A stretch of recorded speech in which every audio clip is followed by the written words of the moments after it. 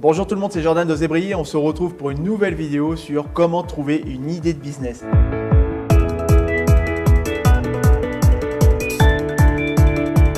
Combien de personnes j'ai entendu dire « J'attends d'avoir la bonne idée pour me lancer ». Avant de commencer, sachez une chose, il n'y a pas de bonne ou mauvaise idée. Il n'y a que des idées qui ont été testées et d'autres non. Et quand bien même vous auriez une idée géniale, ce ne sera pas suffisant. Car votre idée doit devenir un projet qui aura pour but, dans un premier temps, de le confronter dans le monde réel. Pas juste par rapport à une perception que vous vous faites, mais en observant ce qui se passe quand vous placez votre idée dans le monde réel. C'est sûr que créer une entreprise est une bonne chose, mais pour faire quoi? Mais il est peu probable que ces personnes se réveillent un matin en se disant « J'ai trouvé la super idée ». Le point de départ n'est pas une idée spectaculaire. Ça, c'est une utopie. Une bonne idée est une idée qui ne se voit pas. Votre idée ne vous sera pas servie sur un plateau, il vous faut la chercher. Et comment trouver une bonne idée? La première réponse est d'être observateur. Ouvrez vos yeux et vos oreilles pour être à l'affût des tendances et des problèmes des consommateurs. Ce qui compte, ce n'est pas l'objet de l'entrepreneuriat, c'est votre démarche d'entreprendre. Observez les dernières tendances qui se sont développées dernièrement, les startups qui ont lancé un produit en répondant à un problème existant. Et de ce problème en ressort un besoin. Par exemple, Uber, la société qui fait polémique. Elle est née car son fondateur n'arrivait pas un jour à trouver de taxi. Et il s'est dit qu'une application répondrait à son besoin. Trouver l'idée qui révolutionne le monde? Mais tous les entrepreneurs n'ont pas révolutionné leur époque, ils ont juste su se distinguer différemment en innovant. Et innover n'est pas juste qu'une question de technologie. Même si l'utilisation d'Internet a permis de modifier les comportements et les besoins des individus, cela consiste surtout de proposer quelque chose sous une autre forme, un autre prix, ou un autre service plus adapté à une clientèle. Soyez à l'écoute de votre environnement et de ses besoins spécifiques. Il est important de comprendre les innovations et la façon dont vous pouvez les exploiter avant tout le monde. Cherchez à comprendre les besoins de cela et il en ressortira des idées et assemblez-les avec celles déjà existantes. Révolutionnez donc la qualité du service plutôt que le service en soi. Bref, trouvez l'idée qui vous ressemble. Une fois que vous aurez des pistes d'idées, une des choses les plus importantes est de choisir l'idée qui vous ressemble. Le plus important dans votre projet, c'est vous. Vous êtes avant tout l'ambassadeur de votre propre projet. Et ce qui compte, c'est l'énergie et l'enthousiasme que vous mettez dans la réalisation de votre idée. Elle doit être en adéquation avec votre personnalité. Votre idée doit correspondre avec ce qui vous passionne, ce que vous aimez, car vous serez porté par votre désir de réussir et de le rendre accessible au plus grand nombre.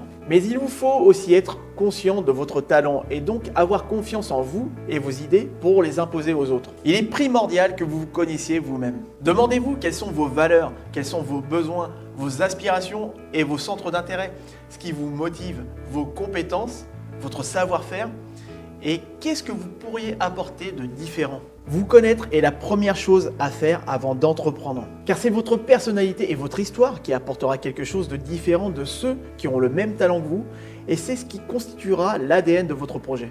Bref, trouvez l'idée qui fera de vous une personne avec un beau portefeuille rempli. Gardez surtout à l'esprit une chose. N'écoutez jamais vos clients potentiels vous dire « c'est une bonne idée ».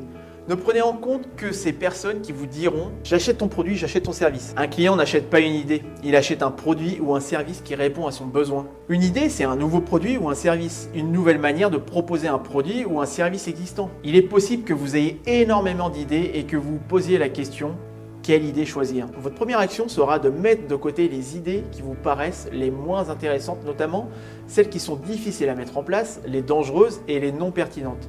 Car votre idée ne doit être sans barrière et sans limite. Car des idées, vous allez en avoir beaucoup et c'est parfois ce qui vous empêchera d'aller de l'avant.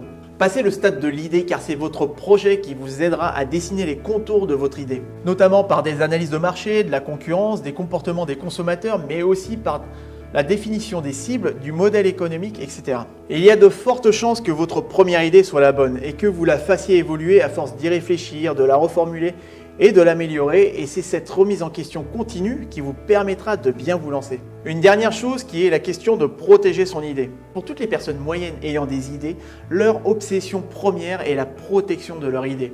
Tel Gollum qui se recroqueville sur son précieux et qui finit par se terrer dans une grotte sans voir la lumière du jour. Comprenez que vous aurez besoin de parler de votre idée pour mettre un pas devant l'autre. De toute façon, votre idée ne peut pas être protégée. Ce qui peut être protégé, c'est la façon de la réaliser et l'aspect que vous allez lui donner. Quelqu'un pourra toujours copier votre idée, mais votre enthousiasme et votre intelligence à communiquer autour d'elle, votre ambition et l'énergie que vous y placerez pour proposer un produit ou un service qui répond à un besoin qui n'a jamais été satisfait correctement par les idées anciennes d'autres créateurs, elles seront inimitables. Alors passez la première et lancez-vous. Voilà, c'est fini pour cette vidéo sur comment trouver une idée de business.